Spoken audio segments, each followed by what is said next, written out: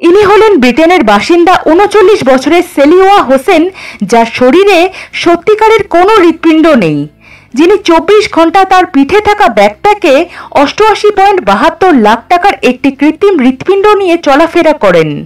২০১৭ সালের জুন মাসে হঠাৎ একদিন সেলিওয়ার বুকে প্রচন্ড ব্যথা হওয়ায় তার স্বামী দ্রুত তাকে হেয়ারফিল্ড হসপিটালে ভর্তি করান।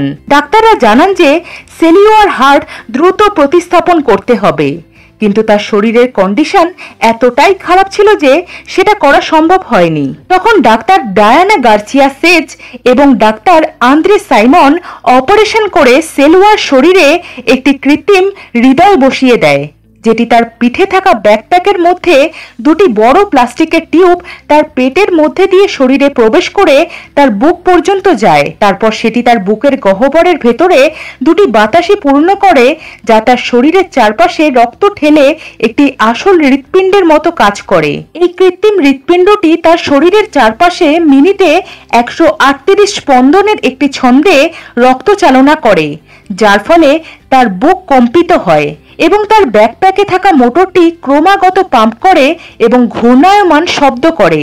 আর এই কৃত্রিম হৃৎপিণ্ডটি ছাড়া মাত্র ৯০ সেকেন্ড পর্যন্ত সেলোয়া বেঁচে থাকতে পারবে। তাই স্ট্যান্ড বাইতে তিনি দুটি ইউনিট ব্যাকপ্যাকে বহন করে। আর তিনি হলেন আমেরিকার প্রথম মহিলা যিনি কৃত্রিম হৃৎপিণ্ড লাগিয়ে এখনো পর্যন্ত সুস্থভাবে জীবিত আছেন।